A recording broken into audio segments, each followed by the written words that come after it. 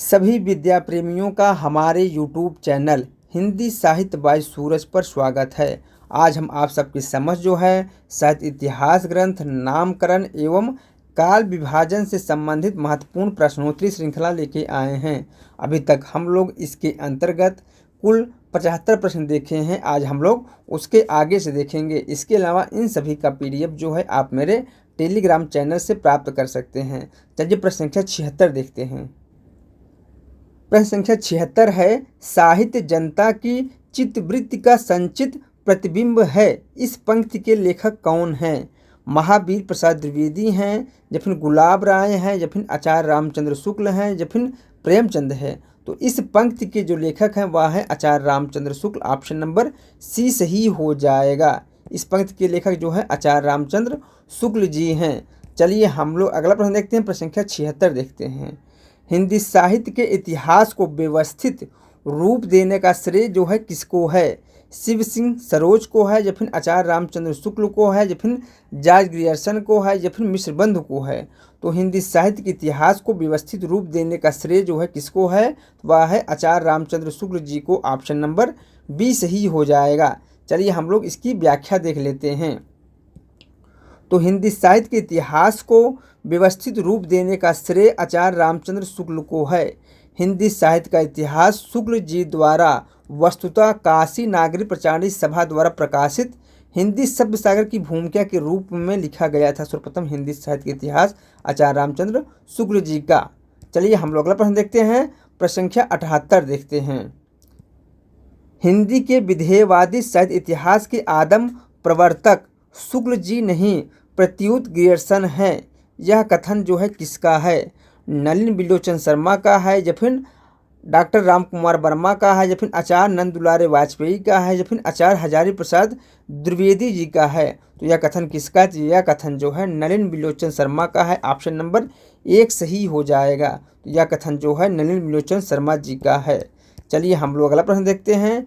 मिश्र बंधुओं ने परिवर्तन काल की समय सीमा निर्धारित की है। बताइए आप लोग, मिश्र बंधुओं ने परिवर्तन काल की समय सीमा कितनी मानी है? तो मिश्र बंधुओं ने परिवर्तन काल की समय सीमा जो है संमत 1890 से संमत 1925 तक माना है। इसलिए ऑप्शन नंबर ए सही हो जाएगा। चलिए हम लोग अगला प्रश्न देखते हैं। प्रश्न संख्या 80 देखते हैं। हिंदी कोविद रत्नमाला के लेखक हैं। बताइए आप लोग, हिंदी कोविद रत्नमाला के लेखक कौन हैं? महावीर प्रसाद द्विवेदी जी हैं, या फिर श्याम सुंदर दास जी हैं, या फिर आचार्य रामचंद्र शुक्ल जी हैं, या फिर भारतेंदु हरिश्चंद्र जी हैं। इसमें जो ऑप्शन सही हो जाएगा, हिंदी कोविद रत्नमाला के लेखक जो है बाबू श्याम सुंदर दास जी हैं। ऑप्शन नंबर बी सही हो जाएगा। चलिए हम लोग इसकी व्याख्या देख लेते हैं। इसकी व्याख्या क्या है? बाबू श्याम सुंदर दास द्विवेदी युग के प्रतिनिधि लेखक एवं आलोचक हैं। हिंदी कोविद रत्नमाला के लेखक श्याम सुंदर दास जी हैं। इन्होंने हिंदी साहित्य इतिहास से लेकर नाटक साहित्य पर भी अपनी आलोचनाएं लिखी। हिंदी कोविद रत्नमाला कवियों का संग्रह है। इनकी जो रचना हिंदी कोविद रत्नमाला है यह कवियों का संग्रह है, जबकि रूपक रहस्य यह जो है नाट्य साहित्य पर लिखी गई आलोचना है। चलिए हम लोग अगला प्रश्न देखते हैं। प्रश्न संख्या 81 देखते हैं। प्रश्न संख्या 81 क्या है? हिंदी शब्दानुशासन के लेखक हैं। हेमचंद हैं, या फिर कामता प्रसाद गुरु जी हैं, या फिर धीरेन्द्र वर्मा हैं, या फिर किशोरी दास वाजपेयी हैं। तो हिंदी शब्दानुशासन के लेखक कौन हैं? तो हिंदी शब्दानुशासन के लेखक जो हैं किशोरी दास वाजपेयी जी हैं। इसलिए ऑप्शन नंबर डी सही हो जाएगा। चलिए हम लोग इसकी व्याख्या देख लेते हैं। हिंदी शब्दानुशासन के लेखक किशोरी दास वाजपेयी हैं, जबकि कामता प्रसाद गुरु की प्रसिद्ध कृत हिंदी व्याकरण है। हेमचंद की प्रसिद्ध जो कृति है वह है शब्दानुशासन। धीरेन्द्र वर्मा की जो रचना है वह है ब्रजभाषा व्याकरण। ठीक है। चलिए हम लोग अगला प्रश्न देखते हैं। प्रश्न संख्या 82 देखते हैं। हिंदी का प्रथम व्याकरण लिखने वाले विद्वान कौन हैं? जेसुआ केटलर हैं, या फिर किशोरी दास वाजपेयी हैं, या फिर जॉर्ज ग्रियर्सन हैं, या फिर कामता प्रसाद गुरु हैं। तो हिंदी का प्रथम व्याकरण लिखने वाले जो विद्वान है वह है जेसुआ केटलर। ऑप्शन नंबर ए सही हो जाएगा। चलिए हम लोग इसकी व्याख्या देख लेते हैं। जोशुआ केटलर हिंदी का प्रथम व्याकरण लिखने वाले विद्वान हैं। जोशुआ केटलर का जो व्याकरण ग्रंथ है वह है हिंदुस्तानी ग्रामर, जो इन्होंने जो है 1698 ईस्वी में लिखा था। इसे जो है हिंदी का प्रथम व्याकरण ग्रंथ माना जाता है। चलिए हम लोग अगला प्रश्न देखते हैं। प्रश्न संख्या 83 देखते हैं। प्रश्न संख्या 83 क्या है? ए हिस्ट्री ऑफ हिंदी लिटरेचर के लेखक हैं फ्रैंक ईके हैं, या फिर मैक मूलर हैं, या फिर जॉर्ज अब्राहम ग्रियर्सन हैं, या फिर आचार्य रामचंद्र शुक्ल हैं। तो बताइए आप लोग यह किसका ग्रंथ है? तो यह ग्रंथ जो है फ्रैंक ईके का है। ऑप्शन नंबर ए सही हो जाएगा। चलिए हम लोग अगला प्रश्न इसका व्याख्या देख लेते हैं। ए हिस्ट्री ऑफ हिंदी लिटरेचर के लेखक फ्रैंक ईके हैं। जॉर्ज अब्राहम ग्रियर्सन ने the modern vernacular literature of Hindustan लिखा था, जबकि आचार्य रामचंद्र शुक्ल ने इनका जो इतिहास ग्रंथ है वह है हिंदी साहित्य का इतिहास। ठीक है, चलिए हम लोग अगला प्रश्न देखते हैं। प्रश्न संख्या 84 देखते हैं। आचार्य रामचंद्र शुक्ल ने द्वितीय उत्थान का समय कब से कब माना है? 1893 से 1918 तक माना है, या फिर 1900 से 1920 ईस्वी तक माने हैं, या फिर 1885 से 1918 तक माने हैं, या फिर 1903 से 1920 ईस्वी तक माने हैं। तो आचार्य रामचंद्र शुक्ल ने द्वितीय उत्थान का समय जो है 1893 ईस्वी से 1918 ईस्वी तक माने हैं, इसलिए ऑप्शन नंबर ए सही हो जाएगा। चलिए हम लोग इसकी व्याख्या देख लेते हैं। आचार्य रामचंद्र शुक्ल ने प्रथम उत्थान का समय जो है 1868 से 1893 ईस्वी तक माना है, जबकि द्वितीय उत्थान का समय जो है 1893 ईस्वी से 1918 ईस्वी तक माना है। ठीक है, चलिए हम लोग अगला प्रश्न देखते हैं। प्रश्न संख्या 85 देखते हैं। प्रश्न संख्या 85 क्या है? यद्यपि मैं खुद उर्दू का बड़ा पक्षपाती हूँ, लेकिन मेरे विचार में हिंदी को विभाषा या बोली कहना उचित नहीं। यह किसका कथन है? बताइए आप लोग यह किसका कथन है? शिव प्रसाद सितारे हिंद का है, या फिर गारसा दत्तासी का है, या फिर जॉर्ज ग्रियर्सन का है, या फिर राजा लक्ष्मण सिंह का है? तो यह कथन किसका है? तो यह कथन जो है गारसा दत्तासी का है। ऑप्शन नंबर बी सही हो जाएगा। चलिए हम लोग इसकी व्याख्या देख लेते हैं। इसकी व्याख्या क्या है?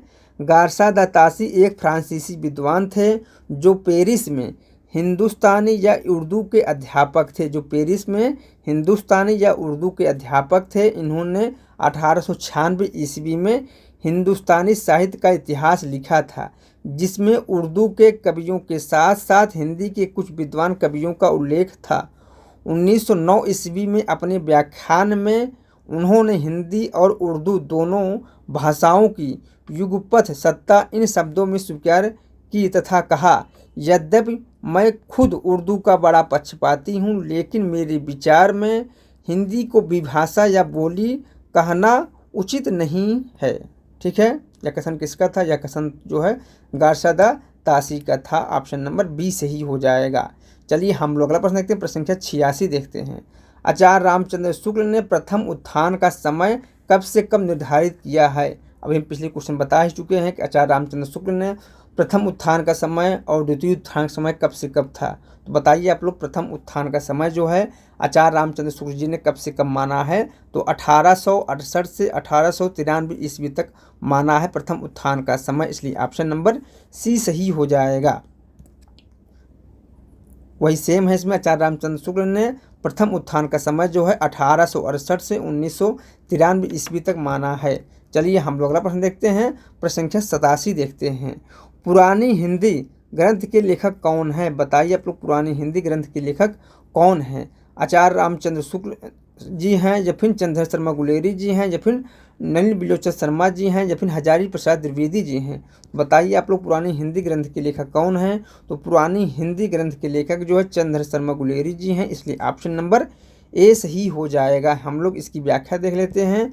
पुरानी हिंदी ग्रंथ के लेखक चंद्र शर्मा गुलेरी हैं। अन्य लेखक एवं इतिहासकार इस प्रकार हैं। तो नलिन बिलोचन शर्मा का जो इतिहास ग्रंथ है वह है साहित्य का इतिहास दर्शन, जबकि आचार्य रामचंद्र शुक्ल का हिंदी साहित्य का इतिहास है। हजारी प्रसाद द्विवेदी का हिंदी साहित्य की भूमिका है। हजारी प्रसाद द्विवेदी जी ने हिंदी साहित्य की भूमिका, हिंदी साहित्य का आदिकाल, हिंदी साहित्य और उद्भव विकास इतिहास ग्रंथ लिखा था। ठीक है, चलिए हम लोग अगला प्रश्न देखते हैं। प्रश्न संख्या 88 देखते हैं। हिंदी साहित्य का दूसरा इतिहास ग्रंथ के लेखक कौन है? बताइए आप लोग, हिंदी साहित्य का दूसरा इतिहास ग्रंथ के लेखक कौन है? नामवर सिंह हैं, या फिर दूधनाथ सिंह हैं, या फिर सुमन राजे हैं, या फिर बच्चन सिंह हैं। तो आप लोग जानते ही होंगे हिंदी साहित्य का दूसरा इतिहास ग्रंथ जो है बच्चन सिंह जी का है, इसलिए ऑप्शन नंबर डी सही हो जाएगा। कौन सा? ऑप्शन नंबर डी सही हो जाएगा। चलिए हम लोग इसकी व्याख्या देख लेते हैं। हिंदी साहित्य का दूसरा इतिहास ग्रंथ के लेखक जो है बच्चन सिंह हैं, ठीक है। जबकि नामवर सिंह का जो इतिहास ग्रंथ है वह है आधुनिक हिंदी साहित्य की प्रवृत्तियाँ। सुमन राजे का जो इतिहास ग्रंथ है वह है हिंदी साहित्य का आधा इतिहास। बच्चन सिंह का जो हिंदी इतिहास ग्रंथ है वह है आधुनिक हिंदी साहित्य का इतिहास और हिंदी साहित्य का दूसरा इतिहास, ठीक है। चलिए हम लोग अगला प्रश्न देखते हैं। प्रश्न संख्या 89 देखते हैं। हिंदी साहित्य का आधा इतिहास निम्नलिखित में से किसके द्वारा लिखा गया? अभी हमने पिछले क्वेश्चन बताया कि हिंदी साहित्य का आधा इतिहास किसका इतिहास ग्रंथ है? यह जो है सुमन राजे का इतिहास ग्रंथ है। किसका है? सुमन राजे का इतिहास ग्रंथ है हिंदी साहित्य का आधा इतिहास, इसलिए ऑप्शन नंबर बी सही हो जाएगा। चलिए हम लोग प्रश्न संख्या 90 देखते हैं। रामचंद्र शुक्ल ने हिंदी साहित्य के आधुनिक को किस अन्य नाम से अभिहित किया है? बताइए आप लोग, आचार्य रामचंद्र शुक्ल ने आधुनिक काल को किस नाम से पुकारा है? वर्तमान काल के नाम से, या फिर गद्य काल के नाम से, या फिर उत्थान काल के नाम से, या फिर उपयुक्त में से किसी नाम से नहीं, ठीक है। चलिए हम लोग बताइए आप लोग इसमें कौन सा ऑप्शन सही हो जाएगा? तो आचार्य रामचंद्र शुक्ल ने हिंदी साहित्य के आधुनिक काल को गद्य काल के नाम से पुकारा है, इसलिए ऑप्शन नंबर बी सही हो जाएगा। कौन सा? ऑप्शन नंबर बी सही हो जाएगा। चलिए हम लोग इसकी व्याख्या देख लेते हैं। व्याख्या क्या है? आचार्य रामचंद्र शुक्ल ने हिंदी साहित्य के आधुनिक काल को गद्य काल के नाम से पुकारा है, इसलिए ऑप्शन नंबर इसमें बी सही हो जाएगा। चलिए हम लोग अगला प्रश्न देखते हैं। प्रश्न संख्या 91 देखते हैं। मिस्र बंधु विनोद का चौथा भाग कब प्रकाशित हुआ? बताइए आप लोग, मिस्र बंधु विनोद का चौथा भाग कब प्रकाशित हुआ? 1934 में, या फिर 1913 में, या फिर 1910 में, या फिर 1900 ईस्वी में? बताइए आप लोग इसमें कौन सा ऑप्शन सही हो जाएगा?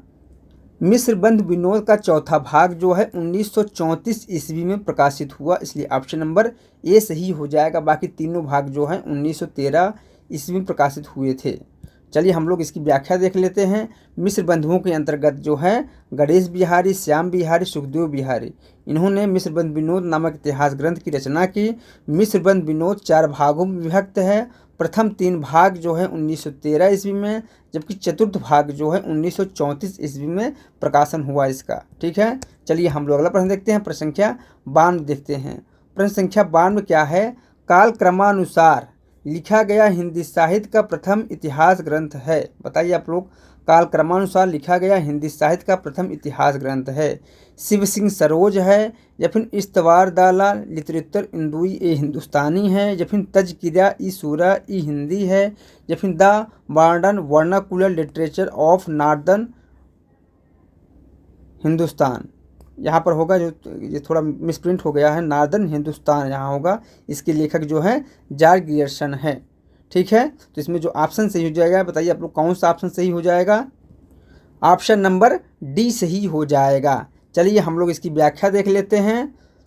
यह इतिहास ग्रंथ जॉर्ज ग्रियर्सन का है। इसमें पहली बार कवियों को काल क्रमानुसार वर्गीकरण करते हुए इनकी प्रवृत्तियों को उद्घाटित भी किया गया है। यह संपूर्ण ग्रंथ जो है 11 अध्यायों में विभक्त है।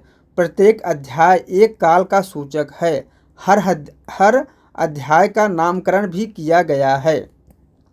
इसके अलावा इसमें कुल 952 कवियों को शामिल किया गया है, जिनमें से 886 कवियों का विवरण का जो आधार है वह है शिव सिंह सरोज। इन्होंने सर्वप्रथम भक्तिकाल को स्वर्ण युग कहा था। किसने? जॉर्ज ग्रियर्सन ने सर्वप्रथम जो है भक्तिकाल को स्वर्ण युग कहा था, ठीक है। चलिए हम लोग अगला प्रश्न देखते हैं। प्रश्न संख्या 93 देखते हैं। अधिकांश इतिहासकारों के अनुसार हिंदी के प्रथम कवि हैं। बताइए आप लोग, अधिकांश इतिहासकारों के अनुसार हिंदी के प्रथम कवि कौन हैं? कबीर हैं या फिर सूरदास हैं या फिर सर्वपाद हैं या फिर विद्यापति हैं। तो अधिकांश साहित्याकारों के अनुसार हिंदी के जो प्रथम कवि हैं वह हैं सर्वपाद। ऑप्शन नंबर सी सही हो जाएगा। चलिए हम लोग इसकी व्याख्या देख लेते हैं। 7वीं शताब्दी ईस्वी के सिद्ध कवि सर्वपाद को अधिकांश साहित्य इतिहासकारों ने हिंदी का प्रथम कवि माना है। राहुल संकृतायन ने सर्वपाद को हिंदी का प्रथम कवि स्वीकार किया है। सर्वपाद ने दोहा कोश नामक ग्रंथ की रचना की। सर्वपा बौद्ध धर्म के सहजयान वज्रयान के प्रवर्तक थे। शिव सिंह सेगन ने पुष्पदंत अथवा पुर को, जबकि गणपत चंद्रगुप्त ने शालिभद्र सूरी को, आचार्य रामचंद्र शुक्ल ने चंद्रबरदई को हिंदी का प्रथम कवि माना है। आचार्य रामचंद्र शुक्ल ने किसको हिंदी का प्रथम कवि माना है? चंद्रबरदई को माना है। चलिए हम लोग अगला प्रश्न देखते हैं। प्रश्न संख्या 94 देखते हैं। प्रश्न संख्या 94 क्या है? हिंदी साहित्य के संदर्भ में गारसा दत्तासी का किस रूप में उल्लेख किया गया है? काव्यकार के रूप में, निबंधकार के रूप में, या फिर समालोचक के रूप में, या फिर इतिहासकार के रूप में? इसमें जो ऑप्शन सही हो जाएगा, ऑप्शन नंबर डी सही हो जाएगा। गारसा दत्तासी को किस रूप में उल्लेख किया गया है? इतिहासकार के रूप में। चलिए हम लोग इसकी व्याख्या देख लेते हैं। हिंदी साहित्य के संदर्भ में गारसा दत्तासी का इतिहासकार के रूप में उल्लेख किया जाता है। इनके द्वारा सन 1839 ईस्वी में फ्रेंच भाषा में लिखा गया इतिहास ग्रंथ इस्तवार द ला लिटरेचर इंदुई ए हिंदुस्तानी है। हिंदी साहित्य का सर्वप्रथम इतिहास ग्रंथ इसे माना जाता है। ठीक है, चलिए हम लोग अगला प्रश्न देखते हैं। प्रश्न संख्या 95 देखते हैं। प्रश्न संख्या 95 क्या है? हिंदी साहित्य के इतिहास लेखन की परंपरा का सूत्रपात किसने किया? बताइए आप लोग, हिंदी साहित्य इतिहास लेखन की परंपरा का सूत्रपात किसने किया? जॉर्ज ग्रियर्सन ने किया, या फिर गारसा दत्तासी ने किया, या फिर आचार्य रामचंद्र शुक्ल जी ने किया, या फिर मिश्र बंधुओं ने किया? तो इसमें जो ऑप्शन सही हो जाएगा, ऑप्शन नंबर बी सही हो जाएगा, गारसा दत्तासी ने किया था। चलिए हम लोग इसकी व्याख्या देख लेते हैं। हिंदी साहित्य इतिहास लेखन की परंपरा का सूत्रपात जो है फ्रेंच विद्वान गारसा दत्तासी ने किया। इन्होंने फ्रेंच भाषा में इस्तवार द लिटरेचर इंदुई हिंदुस्तानी नामक इतिहास ग्रंथ लिखा, जिसमें हिंदी और उर्दू के अनेक कवियों का विवरण अंग्रेजी के वर्ण क्रमानुसार दिया गया। किस क्रम में दिया गया है? वर्ण क्रमानुसार दिया गया है अंग्रेजी के। ठीक है, चलिए हम लोग अगला प्रश्न देखते हैं। प्रश्न संख्या 96 देखते हैं। हिंदी साहित्य विमर्श इतिहास ग्रंथ के लेखक कौन हैं? बताइए आप लोग, हिंदी साहित्य विमर्श इतिहास ग्रंथ के लेखक कौन है? डॉक्टर हजारी प्रसाद द्विवेदी जी हैं, या फिर सूर्यकांत शास्त्री हैं, या फिर वियोगी हरि हैं, या फिर पद्मलाल पुन्नालाल बख्शी हैं? तो बताइए आप लोग, हिंदी साहित्य विमर्श इतिहास ग्रंथ किसका है? तो यह जो इतिहास ग्रंथ है यह किसका है? यह है पद्मलाल पुन्नालाल बख्शी का, या फिर वियोगी हरि का? तो पद्मलाल पुन्नालाल बख्शी का यह इतिहास ग्रंथ है हिंदी साहित्य का विमर्श। ठीक है, चलिए हम लोग अगला प्रश्न देखते हैं। प्रश्न संख्या 97 देखते हैं। इसकी हम लोग व्याख्या नहीं देखी, इसकी हम लोग व्याख्या देख लेते हैं। हिंदी साहित्य विमर्श जो 1923 ईस्वी में लिखा गया था, इसके लेखक जो है पद्मलाल पुन्नालाल बख्शी हैं। इनकी जो अन्य प्रसिद्ध रचना है वह है विश्व साहित्य और हिंदी कथा साहित्य, जबकि वियोगी हरि का जो रचना है वह है ब्रज माधुरी सार। कौन सा है? ब्रज माधुरी सार है। जबकि सूर्यकांत शास्त्री का जो इतिहास ग्रंथ है वह है हिंदी साहित्य का विवेचनात्मक इतिहास। इसे जो है 1930 ईस्वी में लिखा गया था। ब्रज माधुरी सार किसका है? वियोगी हरि का है। ठीक है, चलिए हम लोग अगला प्रश्न देखते हैं। प्रश्न संख्या 97 देखते हैं। हिंदी नवरत्न के लेखक कौन है? बताइए आप लोग, हिंदी नवरत्न के लेखक कौन हैं? महावीर प्रसाद द्विवेदी हैं, या फिर प्रताप नारायण मिश्र हैं, या फिर मिश्र बंधु हैं, या फिर इनमें से कोई नहीं? तो हिंदी नवरत्न के जो लेखक हैं वह है मिश्र बंधु। ऑप्शन नंबर सी सही हो जाएगा। चलिए हम लोग इसकी व्याख्या देख लेते हैं। मिश्र बंधु हिंदी नवरत्न नामक पुस्तक के लेखक हैं। मिश्र बंधुओं ने हिंदी नवरत्न 1910 ईस्वी में इस पुस्तक को लिखा था। इस पुस्तक में निम्न कवियों को स्थान दिया गया है: तुलसीदास को, सूरदास को, महाकवि देव को, बिहारी लाल को, त्रिपाठी बंधु यानी कि भूषण और मतीराम, उसके अलावा केशवदास, कबीरदास, चंद्रबरदाई और भारतेंदु हरिश्चंद्र, इन 9 कवियों को स्थान दिया गया है, जिसके आधार पर इन्होंने अपने काव्य रचना को हिंदी नवरत्न नाम दिया है, 9 कवियों के आधार पर। ठीक है, चलिए हम लोग अगला प्रश्न देखते हैं। प्रश्न संख्या 58 देखते हैं। सूची 1 का मिलान सूची 2 के साथ करना है। एक तरफ जो है इतिहासकार दिए गए हैं, दूसरी तरफ जो है नामकरण दिया गया है, उसका हमें मिलान करना है। तो चलिए हम लोग इसका मिलान कर लेते हैं। तो बताइए आप लोग, आचार्य रामचंद्र शुक्ल ने आदिकाल का नाम क्या किया है? तो आचार्य रामचंद्र शुक्ल ने, इनका जो नामकरण है वह है वीरगाथा काल, आदिकाल का नाम। और हजारी प्रसाद द्विवेदी का आदिकाल है, राहुल संकृत्यायन का सिद्ध सामंत काल है, मिश्र बंधुओं ने जो है प्रारंभिक काल कहा है। ठीक है, चलिए हम लोग इसकी व्याख्या देख लेते हैं। तो आचार्य रामचंद्र शुक्ल ने वीरगाथा काल कहा है, डॉक्टर हजारी प्रसाद द्विवेदी ने आदिकाल, राहुल संकृत्यायन ने सिद्ध सामंत काल, मिश्र बंधुओं ने प्रारंभिक काल कहा है। चलिए हम लोग अगला प्रश्न देखते हैं। प्रश्न संख्या 99 देखते हैं। प्रश्न संख्या 99 क्या है? आचार्य रामचंद्र शुक्ल ने हिंदी साहित्य का इतिहास के आधुनिक गद्य साहित्य परंपरा का प्रवर्तन के अंतर्गत प्रथम उत्थान की कालावधि निर्धारित की है। यानी कि आचार्य रामचंद्र शुक्ल ने हिंदी के मतलब जो अपना इतिहास ग्रंथ लिखा हुआ है, इसमें जो है आधुनिक गद्य साहित्य परंपरा के अंतर्गत जो है प्रथम उत्थान का समय कब से कब माना है। तो इसमें जो ऑप्शन होना चाहिए, बताइए आप लोग इसमें कौन सा ऑप्शन सही हो जाएगा? प्रथम उत्थान का समय जो है संवत 1925 से 1950 तक माना है, इसलिए ऑप्शन नंबर बी सही हो जाएगा। चलिए हम लोग इसकी व्याख्या देख लेते हैं। आचार्य रामचंद्र शुक्ल ने भारतेंदु हरिश्चंद्र के रचना काल को दृष्टि में रखकर संवत 1925 से 1950 विक्रमी संवत की अवधि को प्रथम उत्थान काल माना है। इस काल में हरिश्चंद्र और उनके सहयोगी लेखक मंडलों द्वारा आधुनिक गद्य परंपरा का समृद्ध परिवर्तन हो चुका था। ठीक है, चलिए हम लोग अगला प्रश्न देखते हैं। प्रश्न संख्या 100 देखते हैं और इस वीडियो का लास्ट प्रश्न देखते हैं। साहित्य का इतिहास दर्शन किसका ग्रंथ है? बताइए आप लोग, साहित्य का इतिहास दर्शन जो है किसका ग्रंथ है? पिछली कुछ क्वेश्चनों में हमने बताया था कि यह किसका इतिहास ग्रंथ है। डॉक्टर नागेंद्र का है, या फिर नलिन विलोचन शर्मा का है, या फिर महावीर प्रसाद द्विवेदी जी का है, या फिर नंदुलारे वाजपेयी का है। तो बताइए आप लोग, साहित्य का इतिहास दर्शन जो यह इतिहास ग्रंथ है यह किसका है? तो यह जो है नलिन विलोचन शर्मा का इतिहास ग्रंथ है, इसलिए ऑप्शन नंबर डी सही हो जाएगा। चलिए हम लोग इसकी व्याख्या देख लेते हैं। साहित्य का इतिहास दर्शन नलिन विलोचन शर्मा द्वारा लिखित हिंदी साहित्य इतिहास ग्रंथ है, जबकि हिंदी साहित्य 20वीं शताब्दी यह इतिहास ग्रंथ जो है नंदुलारे वाजपेयी जी का है। ठीक दोस्तों, मेरा यह वीडियो यहीं समाप्त हो रहा है। मिलते हैं नेक्स्ट वीडियो में, तब तक के लिए जय हिंद, जय भारत।